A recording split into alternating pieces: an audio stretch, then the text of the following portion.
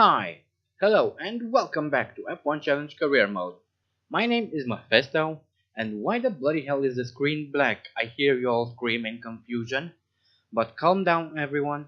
This is actually intentional. That's because very shortly I will be revealing the team that we will be driving for this season. And I wanted to make it a bit more interesting, a bit more mysterious, if you will. However, if you paid close attention to 1. The thumbnail to this video or 2. The intro sequence, then you probably have a pretty good idea as to which team it is. In which case, this entire section of the video is completely pointless. But I'm going to do it anyway. So to begin with, let's bring up the poll results. And here they are. There were a total of 5 votes, which is actually the most we ever had. Anyway, looking at the poll results, we see that McLaren have 2 votes, Renault also have 2 votes, and Toyota have only 1 vote. So Toyota are obviously out, leaving McLaren and Renault. Now, if you remember the rules I've set in place to dealing with a tie, or as I said before, paid any attention to the intro and or the thumbnail, you already know which team it is. Conversely, if you haven't, then this will probably be a surprise. So without further ado, cue the drum rolls please. Yes guys, we will be driving for Renault. Once again a midfield team, but we've done quite well in the past driving for midfield teams. Unless we count the 2000 season when we drove for Jaguar. That was sort of a disaster, but I digress. Back to the point though, I've decided to replace Trulli despite him being designated the number 1 driver. I did this because I feel that Jensen Button will be able to score more points than Trulli, which is actually what we want for the team. In hindsight, this is something I regret about the previous season.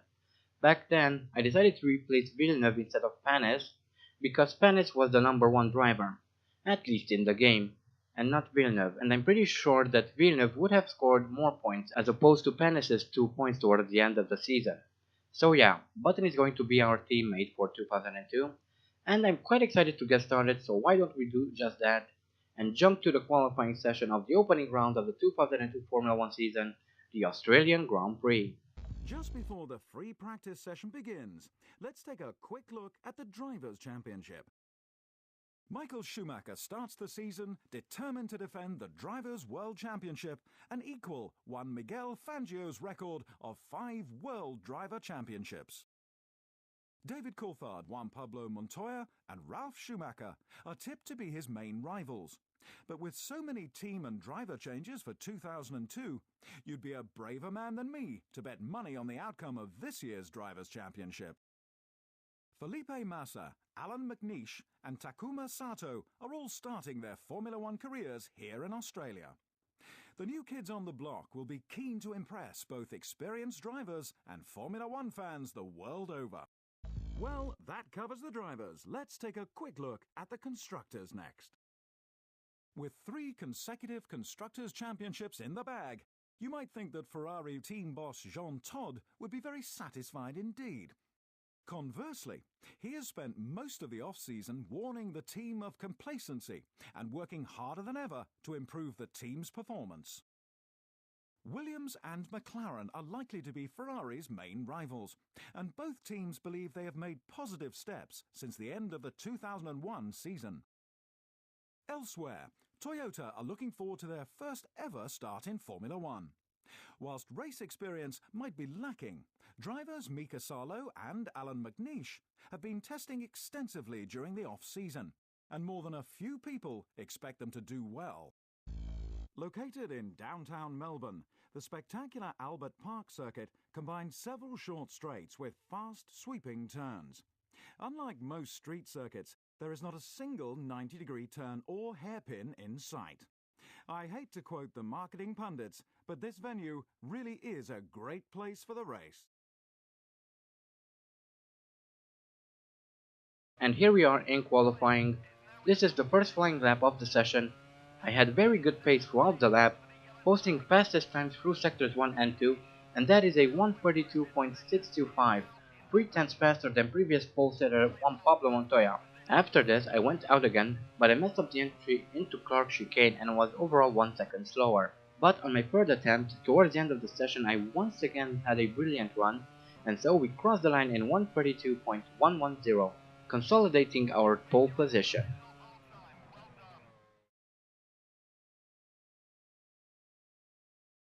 Hello there. Welcome to Australia for the opening round of the 2002 FIA Formula One World Championship.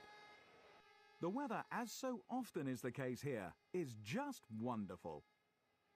Over 30 degrees and climbing. It's a fantastic day for Formula One.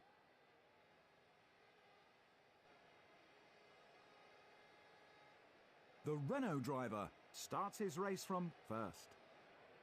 Michael Schumacher, second. Juan Pablo Montoya, third. Kimi Raikkonen, fourth. Coulthard, fifth. Barrichello, sixth. Ralph Schumacher, seventh.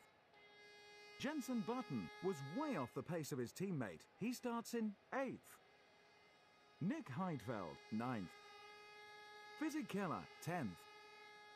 Jacques Villeneuve, 11th. Eddie Irvine, 12th.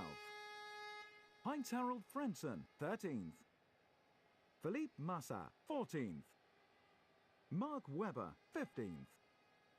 Sarlo, 16th. Sato, 17th. Panis, 18th. Pedro de la Rosa, 19th.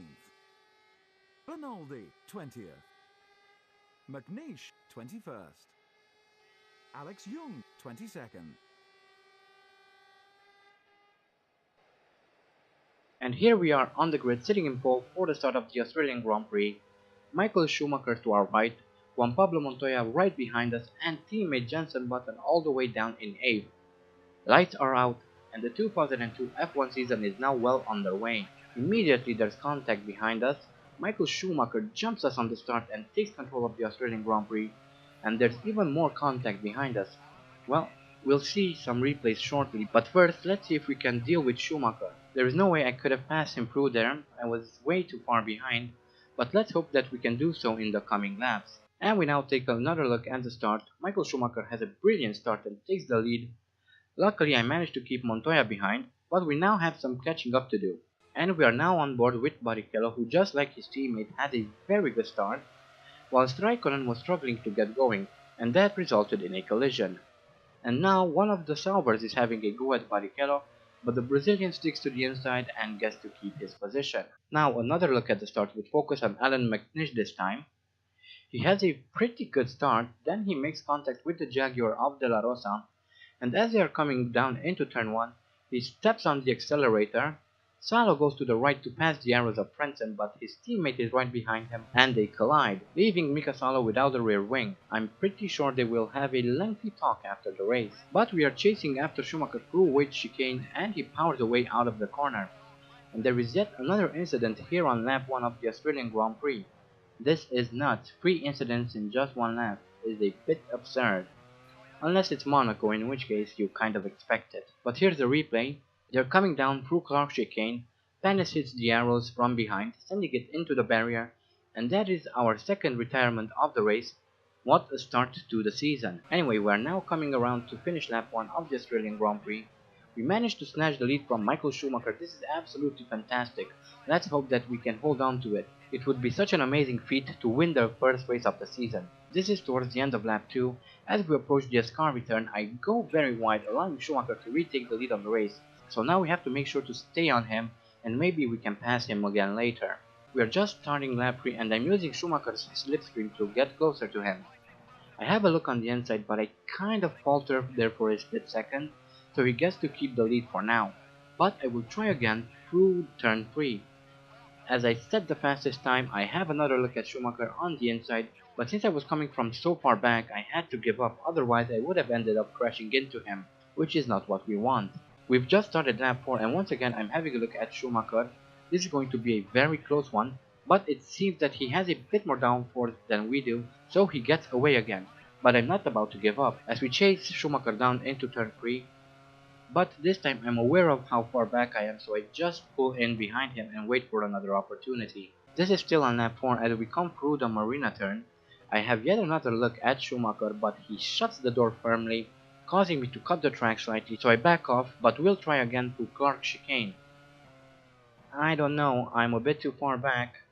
I get close, but not close enough. Coming into the Ascari chicane once again, I dive bomb Schumacher, but immediately back out of it. Again, I was afraid not to take us both out of the race, but we have a very good run through this section. We are side by side through the right-hander, and we did it, guys. We are once again in the lead of the Australian Grand Prix. That was really tough, guys. Let's see a replay of that overtake, because I feel that it warrants one. We are approaching the Ascari turn. I have a look on the inside of Michael Schumacher. I even lunge forward a bit, but back out of it immediately. That's alright though, because we have a brilliant run on Schumacher. Have another look on the inside, and as we are coming through this right-hander, I plant my car firmly on the inside, then make my exit as wide as possible, and that allows me to take the lead of the race. This is lap 8, I believe, and we are coming up on a bench marker, and he kind of holds us up. He doesn't really want to let us through. He forces me to go wide and extend the track limits. My former teammate is a bit of a jerk, I guess, and we are now coming up on the minority of Alex Young, and again he's not letting us through. He kind of pulls to the side there, but not enough. He's making us lose a lot of time. But finally we're through. So now we're coming into pit at the end of lap 10. Schumacher once again takes the lead of the race, and it's going to be interesting to see where we will find ourselves once we rejoin the track. Mainly because we didn't put too much distance between ourselves and the midfield, so we'll have quite some overtaking to do, I guess. But the car is now off the jacks and we're once again on our way. We've lost quite a few positions, but let's see how many exactly.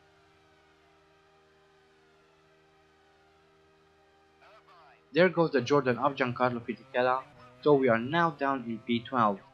That's going to be a lot of work. This is around lap 12 as I'm still chasing after Fisichella, who is some 5 seconds off the road, and my engineer informs me of an incident between Raikkonen and Ralf Schumacher.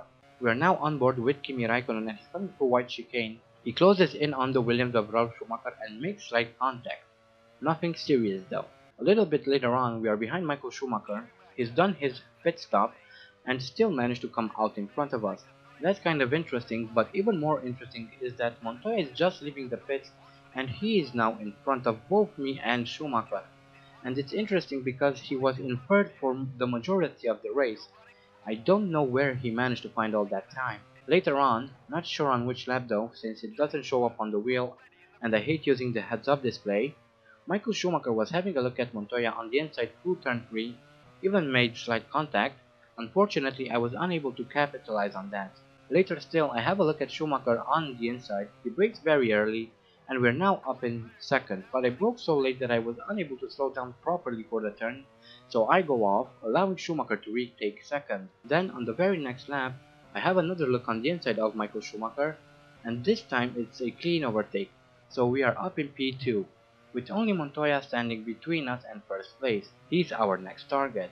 Another lap later, we come across the Jaguar of De La Rosa, and Montoya is having difficulties lapping the Jaguar. We are both being held up. I decided to back out of that because I felt that this could only end in disaster. So now Michael Schumacher retakes second, but I'd rather have that than retire from the race. But eventually we all get around De La Rosa, and once again I challenge Schumacher through this right-hander, and we're back in second. We are just about to start the penultimate lap. I use the slipstream of Juan Pablo Montoya, and we are now in the lead of the Australian Grand Prix with just 2 laps left in the race. This is absolutely amazing. I can't believe this is happening. I've pretty much given up hope and was starting to settle for second place, but now that we are in the lead, we have everything to fight for once again. But I make a stupid mistake on the exit out of Whiteford, and that allows Montoya to regain the lead. Surely there's no way we can win now, with just 1.5 laps remaining. We are now on the final lap of the race, coming through Clark chicane. Montoya is in first, we are in second, Michael Schumacher is in third, and all of a sudden we have a great run on Montoya. Racing side by side into white, he's still beside us, but we cut him off on the exit, and we regain the lead of the race with just a few more corners remaining. But can we hold on to this position? This is a crucial stepping stone. If we can win the Australian Grand Prix, it might set the stage for what's to come in this 2002 season. Only 3 more corners remaining. Now too, this is really intense. Just one little mistake and it will be all over. 1 more corner to go. Come on Mephisto, you can do it. And yes, there's no way Montoya can pass us now.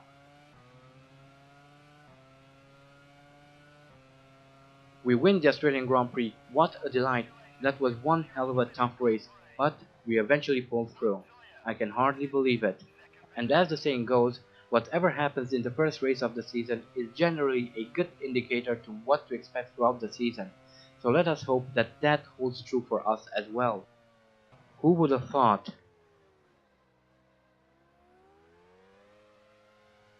Bring on the champagne because we truly deserve it.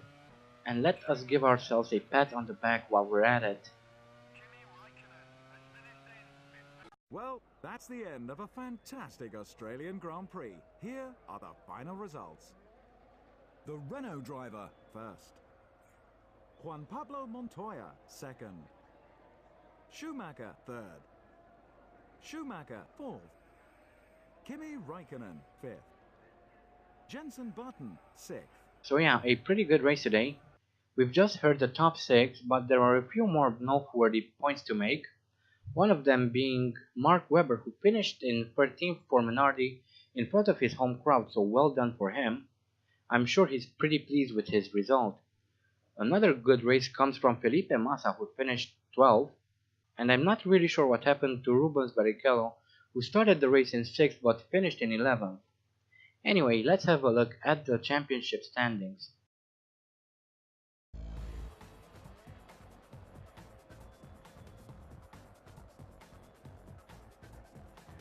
With the results confirmed, it's high time we updated the Drivers' Championship.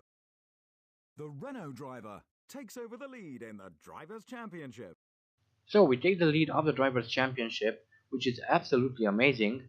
Montoya is second, Michael Schumacher is third, his brother Ralph is fourth, Raikkonen is fifth, sixth is our teammate who gained 2 positions during the course of this race. Renault take over the lead in the Constructors' Championship. Williams are second, whilst third place is held by Ferrari. Renault take the lead of the Constructors' Championship with 11 points, Williams are second with 9 points, in third we have Ferrari with 4 points and McLaren are fourth with 2 points. What an absolutely fantastic result this was. I never would have thought that we might be able to win this early on in the season. This is nothing short of a miracle.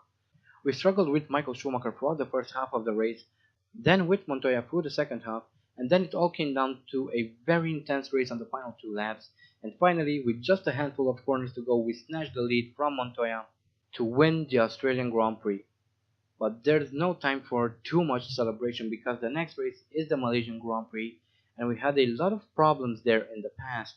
I don't exactly remember what happened in 1999, but I know that we crashed out of the race in 2000, and in 2001, Alonso crashed into the back of our car at the start of the race, breaking our rear wing, forcing us to pit after just 1 lap, and because replacing the rear wing takes so long, we were left trying to recover for the remainder of the race. So let's hope that this time around we'll do a bit better. But until next time, I hope you guys enjoyed this video. Thank you all so much for watching, and as always, stay sharp.